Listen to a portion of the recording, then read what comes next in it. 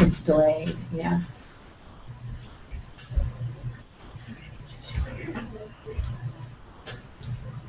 So I can hear me, I'm sure. Hi, everybody. We'll get started here in a moment. One more minute.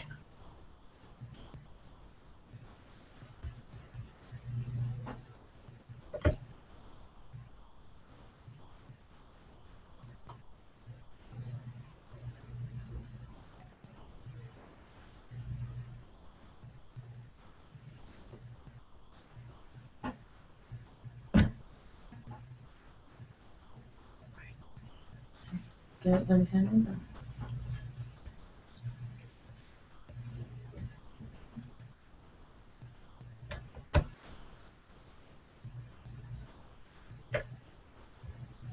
Hi, everybody. It's Jessie Underwood with Chief of Staff. And Tara Gartner. Thank you for joining us today on our first webinar. We hope that you are able to learn some things. Some of what we'll go through today you've probably heard before, but we also really wanted to bring some unique and truthful and candid feedback to job seekers that we meet every day who are usually really great candidates, but unfortunately sometimes make some really critical mistakes in their job search. So thank you for joining us over your lunch hour, and we hope to prove this to be a good use of your time.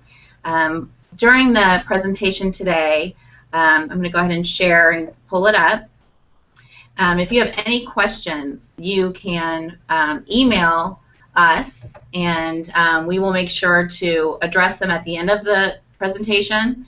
So we also have Q&A enabled on this Google Plus huddle on air, so you can utilize that, or if you feel like you're more comfortable emailing it over, then I will pull up here our slide that will take you to Katie Newton, who is another recruiter here in the office. You can email over any questions to her, especially if you have specific things to your own experience that we can address either on air, or be sure to get back to you later and make sure that you know, we can help you throughout this process. So with that said, today we're going to go through two aspects of the job search that we believe are the most critical, one of which is your resume, and then the second is the interview. So there's a lot of different aspects that, as you know, probably impact you getting a job or not, but we believe that the resume is the most critical, that we also see a lot of job seekers make mistakes around. So Tara's going to take us through that, and then I'll come back and go through the interview. So Tara, take it over. All right. I'll just put a face to a name here and stop sharing this presentation so you guys can see who is presenting. Okay, so hi, my name is Tara Gartner. I am a recruiter here with Chief of Staff. Jessie, what? Like your, so they know who you are. Oh yeah, let me put this here. Jessie had hired me on in April of this year, and so I learned a lot in the last few months about the processes here, and you know what we look for in resumes, what interviewers and employers look for in resumes, and I'm just going to walk you through the process and you know what some tips for you guys for what you should do. I'll go back into our presentation. Okay.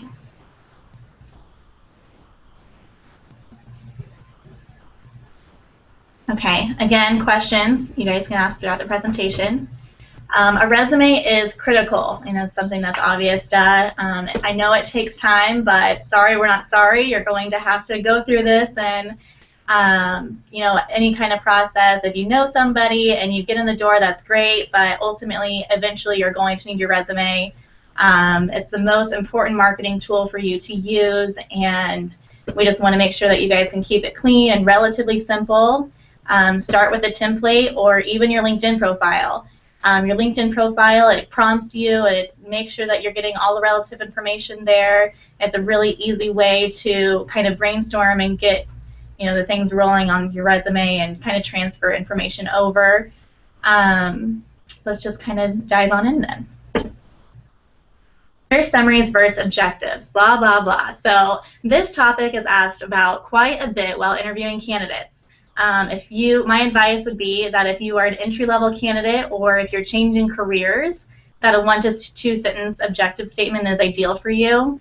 Or basically, if you're in a career transition, you always want to acknowledge, that yes, you've been in sales, but you're looking to be in operations. And so just putting your relative experience and why you think you'd be a good fit for operations and your objective and what you're going towards is always a good idea.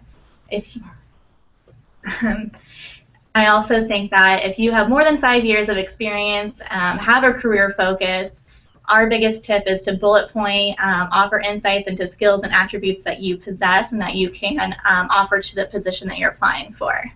The biggest advice is what to stay away from would be just listing off adjectives to describe yourself, such as a hard worker or dependable or a people person or outgoing. All of these things are implied throughout your resume, and so we just tell you to prove it rather than list it, which leads me into my next slide here. Focusing on accomplishments. So we wanted to take a serious topic and change it into a little bit of fun topic for you guys. Beer pong champions need not apply. We just thought it was a little funny saying, make sure that everything on your resume is relevant to your job search. What have you accomplished and contributed this far? Basically, keep this in mind while writing your resume. Make a list of your accomplishments and contributions to previous positions and implement them while describing your responsibilities on the job. Also, tell the truth. Being upfront and honest, both in person and on your resume, is my second most important tip. You always want to tell the truth on your resume about any gaps in employment, and if you have your college degree or not. Just kind of skimming past it, then that's a big red flag for recruiters and employers, and it kind of questions your integrity whether or not you're putting the correct information on there. So, which also leads me into the next slide.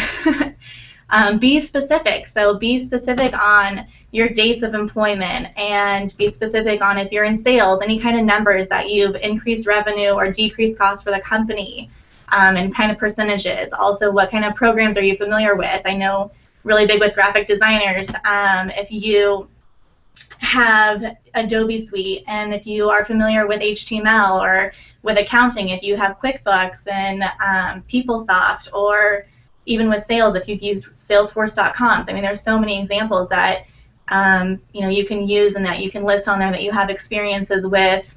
A really good reason for having this on there is just because, with employers and even recruiters, they might research and search resumes based on a keyword, and that keyword may be the programs that you've had experience in.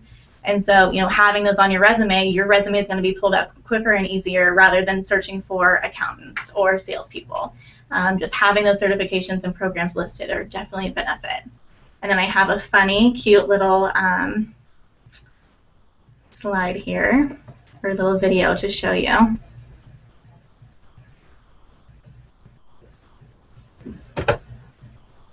They've done studies, 60% of the time it works every time. That doesn't make sense. So again, just keeping this light and fun. What I would like to go through now are examples of resumes. And so what I would like to show you here is, first off, a resume that wouldn't necessarily get a phone call just by looking at. So you'll see here just a few common mistakes is that their header takes up at least 1/3 of their resume. This could easily be a 1-page resume, but it has been listed as a 2.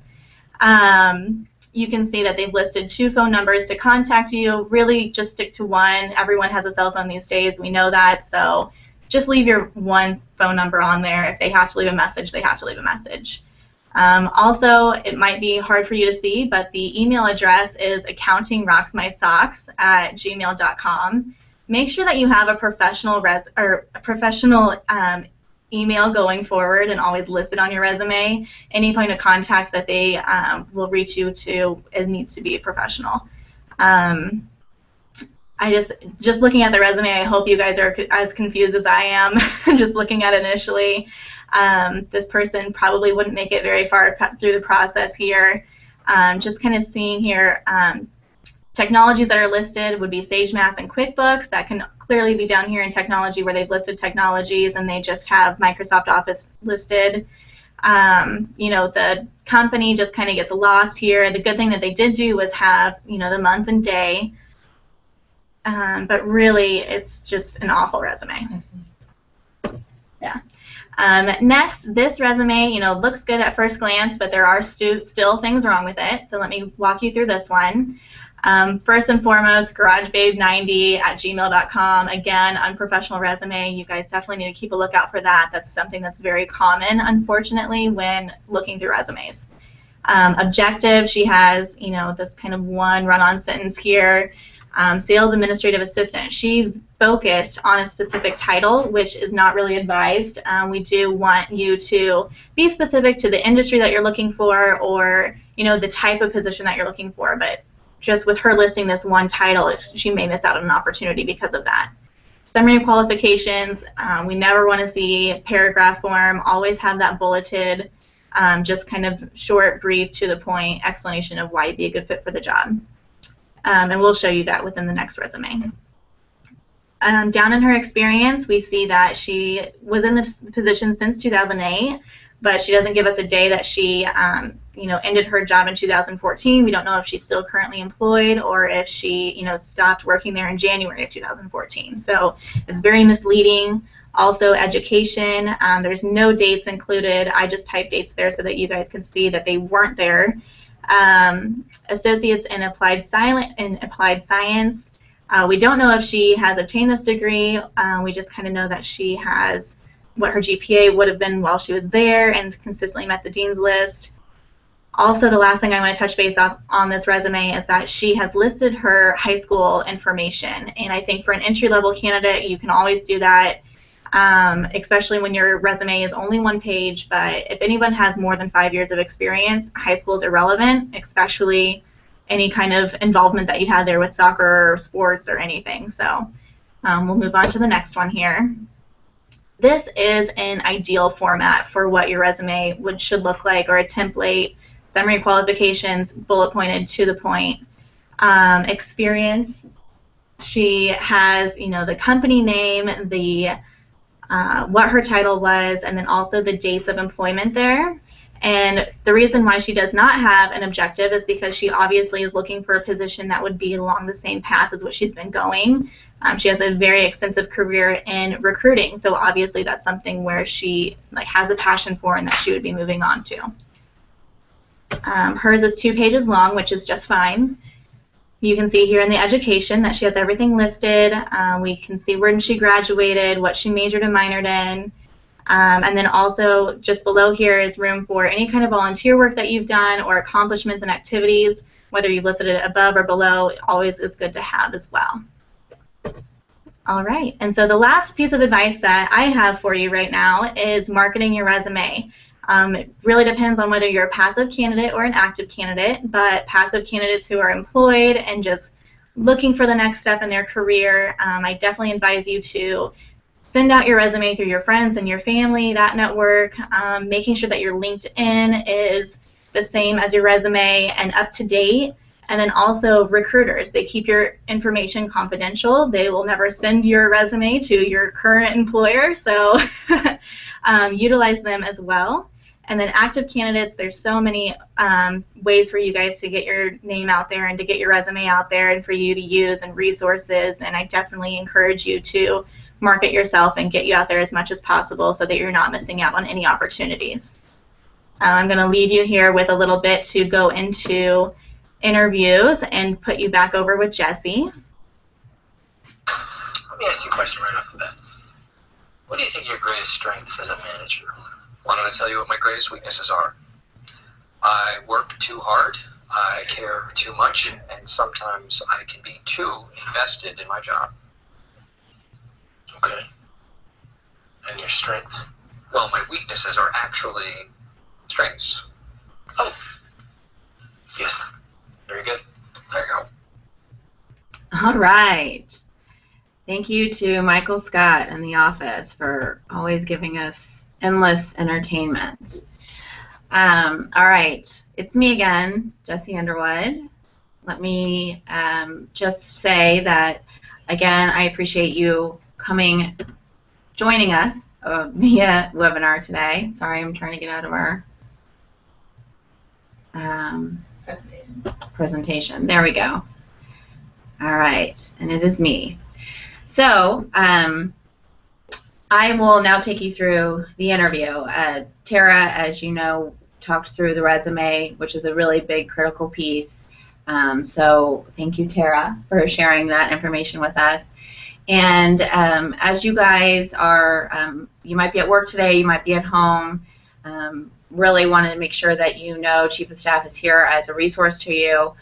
We do temporary and permanent placements, and so we really see candidates that come from all different backgrounds and have all different situations. And so a lot of the advice we're giving here is general, but we can obviously help you specifically depending on what your needs might be. So the interview tips that I want to go through really kind of apply to whether you're a temporary candidate or you are looking for a permanent position, you're doing it through an agency or you're doing it on your own. So hope that this can all be helpful for you. So save you a little bit of heartache, hopefully, in the future. Here we go. So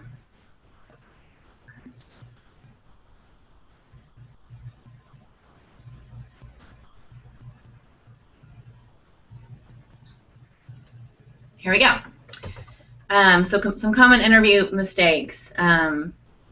Being tardy. I mean, this is one that, this is one that I would think is obvious, but isn't always.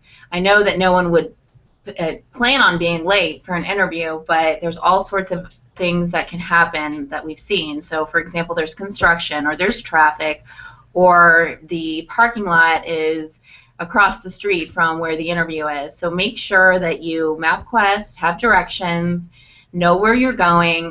The best candidates are the ones that call us and tell us, I went to the location where I'm supposed to interview tomorrow and it looks like the parking lot is under construction, where should I park? And I know then that they've done their due diligence and are really serious about the job and are doing what they can to ensure that they're successful in that interview. So going above and beyond, making sure you're prepared. And also it kind of goes the other way. So not only do you not want to be tardy, but you also don't want to be too early. It can be viewed as you're not being respectful of the interviewer's time. So if you are, I would advise that you get there early, but sit in your car, listen to music, do whatever you need to do to relax, and so you're not too nervous, and walk in 10 minutes before. I would not suggest getting there any earlier than that because, like I said, that can also be reflected poorly. So make sure you're doing everything you can to arrive on time. The only other thing that I would say around being late for an interview is if you happen to be a couple minutes late, make sure you acknowledge it. One of our biggest pet peeves here when we interview candidates is if they are late, they just pretend that they aren't, or they don't ever acknowledge it, because then that just kind of shows that they're not taking responsibility for their actions. So more often than not, the person would be understanding if, again, it is just a couple minutes, but you have to be forthcoming with it, and you have to make sure you acknowledge that. So just communicate. Job transitions is something that you will be asked about in your interview. It's very uncomfortable sometimes, but you have to be prepared to answer the question around why you left your job, how you found your next job. So did a recruiter call you? Did the company call you directly? Did you apply on their website? and obviously the reasons around why you would be leaving. These are things that you need to practice. You need to be prepared to ask. You want to be truthful, but at the same time, you need to be professional. So that leads me to my next point, which if you don't have anything nice to say, don't say it at all. Again, we see it, and it's just so unfortunate when a candidate might get too comfortable with who they're interviewing with, and they end up bad-mouthing their previous boss. Maybe not the company as a whole, or maybe not bad-mouthing their boss, but they bad-mouth the company. Whatever it is, you do not want to be negative in your interview. So make sure you stay polished, make sure you stay professional, make sure you have a good reason for leaving, but you're not bad-mouthing anyone. The last one that I want to talk about that is a mistake that candidates make in an interview is talking way too much. It is a skill. It is something that's important, especially in business, that when someone asks you a question, you answer the question and stop. There are so many people out there that do not know how to formulate an answer, and they go on and on and on and on, and before you know it, you are rambling about something completely unrelated. This is something you really need to be careful of in an interview. Make sure that you are talking not much more than the person in front of you. So answer the question and move on. A few other things that I wanted to take you through in terms of interview etiquette. It's really important. I know you're nervous, but you need to be conscious of smiling, being yourself as much as you can. There's all different personalities that you're going to interview with or that you have interviewed with, so you probably understand that you kind of need to mirror the personality of who you're talking to. If they're being very friendly, you need to be very friendly. If they're being very quiet, I would say to be friendly, but you also don't need to be overly chatty. So just kind of mirror that, but also making sure that you're bringing positive energy. So again, I talked a little bit about negativity earlier, but this can be something like if you're having small talk around the weather or whatever. I mean, try to be a positive person. Try to be someone that's, oh, yes, it's raining, but isn't it great that we finally got rain today? Or I just love summer, or whatever it might be in that small talk, that you're just a positive influence and not someone that's complaining about the weather or complaining about the, heaven forbid, the ride to the interview that day. Don't tell them about the mountains you had to climb to get there. You want to always be positive and making sure that you're coming off as a energetic person. So I'm skipping a lot of things in terms of all of the ways to answer questions in an interview. I mean, a lot of it is out there. There's so many articles about how to, nail an interview and make sure you're prepared. But these are just, again, the things that I think are really important, that I give advice to my friends, family, anyone that I know personally in their interview. So I wanted to make sure to share it with you as well. So closing an interview, I would always make sure that when you are asking, that they always ask you in an interview, do you have any questions? So I hope you know that it's standard to have a couple questions prepared that you would want to ask. The last one I would recommend being, how do you think this interview went today? Or something like, do you feel like I am qualified for this position? Or do you feel like I would be a good fit at this company? So something to let them know that, yes, you're still interested in the job, but also trying to get a little feedback from them and kind of putting the ball in their court to give you that feedback. Because it's good for you as the job seeker to know in real time how you're doing. And it also, again, makes you look like you have more initiative and that you also really care about what they think of you. So that's what I would definitely make sure you close the interview with, asking those kinds of questions. The thank you letter. This has really gotten lost, and I do still have candidates that send me thank you letters, and I remember them. They sit on my desk for a long time. I really, truly see that they, have that etiquette, that they have that initiative, and they went through the trouble, quite frankly, to handwrite a note, put it in the mail. It seems like something that is so simple, but it really does make a lasting impression because, quite frankly, no one does it. So if you want to stand out, if you want to just, again, make that extra connection to the individual you interviewed with, make sure you ask for their business card when you're leaving the interview. I would have the thank you note ready in your car. while it's fresh in your mind, hopefully you can actually reference something that you discussed in the interview, maybe something about them personally, reference that in the thank you note, and then drop it at the post office the day of or the next day. Again, it doesn't necessarily do you any good to send it a week later. They've probably already made the decision. But if you want to stay in front of them and you want to actually make a lasting impression, send a handwritten thank you note the day or the day after. So this is really what we have prepared for you guys today. Again, the interview etiquette, the common mistakes that we see, not only on your resume but in your interview. At this time, we're going to open it up to questions. So, I wanted to make sure that you have Tara and I's contact information, but we'll give just a few minutes to try to get these questions loaded. Hi. Hello. Okay. All right. So, let's see. All right. So someone asked me if I could repeat the variations on the how do you think the interview went questions. So just to kind of reiterate that, there's different ways that you could ask that, but I think the most simple and probably easy to remember would be, do you feel like I'm qualified for this position? So just flat out asking how they feel about that. The other way you could ask it is, do you feel like I would be a good fit for this company? So really putting the ball in their court in terms of you being the one for the job. I wouldn't flat out ask, do I have this job, but you definitely want to do a soft close where you're asking for the position, but it's not so uncomfortable that they feel like they have to offer you the job right then and there. So I hope that's helpful. For sure. So, and I'm sorry that the resumes that we went through earlier were not, I know, we needed to zoom in on them, so I hope that you were able to hear Tara, what she was talking through, that it sounds like that we need to make those changes for next time, that you can actually see better what we're referencing on the resumes. So apologize for that, but this is our first HOA that we've done, so I appreciate you bearing with us on some things like that we'll learn and do better next time. Any other questions that we have right now? Just give a minute or so. Anything else you wanted to add? Mm-hmm. How about we can touch base on what to wear to an interview? Yeah, what you should wear to an interview. We talked, we didn't, I guess, get into that, but that is something really important that you'll want to do, is be cognizant of what you're wearing. I would always say that you dress for the job that you're applying for.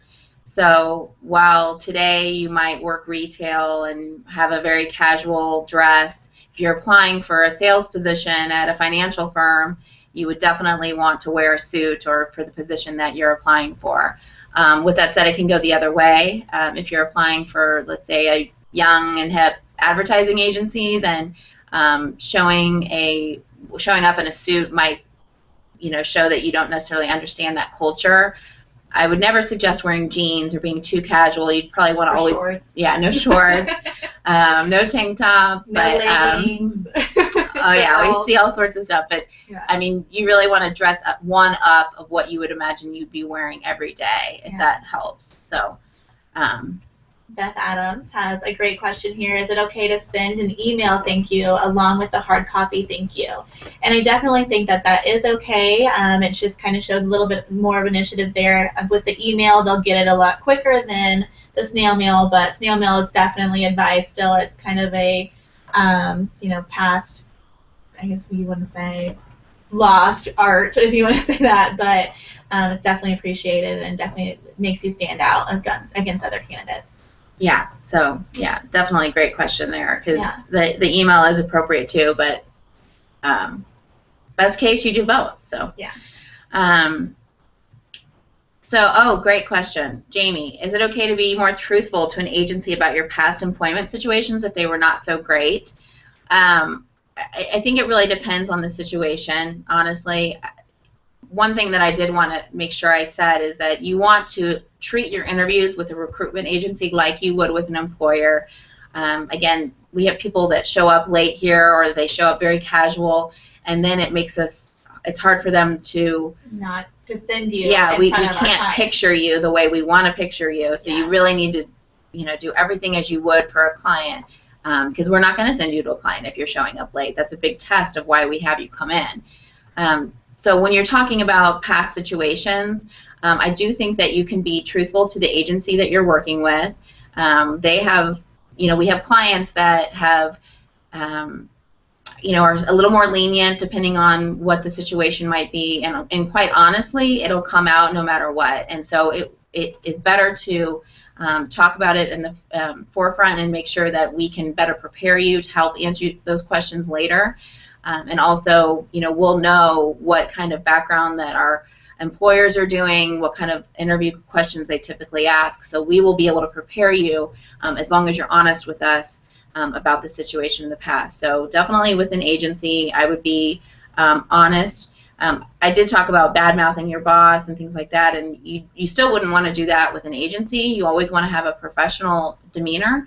But I do think that when you're talking about your, inherent reasons for leaving a job, that you can say, I wasn't getting along with my boss or whatever it might be, and we can kind of go from there and address that. So. And for example, I have had a few candidates that have asked me, this is what happened with my situation, this is why I left, and can you help me word that in an interview, and just making sure that you're prepared. So, we do always offer advice and tips on how to go about it if you can't really find a great way yourself. But just making sure, like what Jesse said, keeping that professionalism about you when you're explaining your past work experiences. All right. I think we've addressed all the questions so far. If anybody else has any other ones, then feel free to send them now.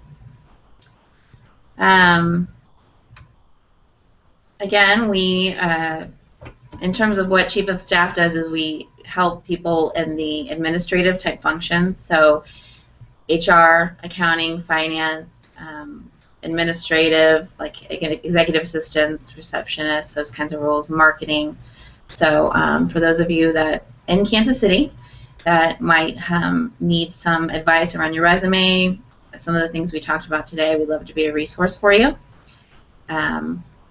I think that's all we've got for today. I really appreciate you guys spending time with us over your lunch hour, and we will do this again. Any suggestions that you might have for content that you are curious about, I'd love that feedback. You have our email addresses and our contact information that I'll put up right now, and stay in touch. Thank you.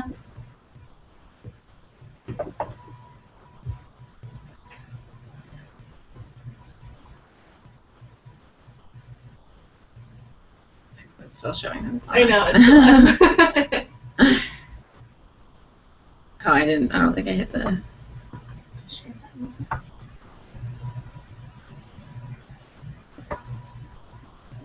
Bye.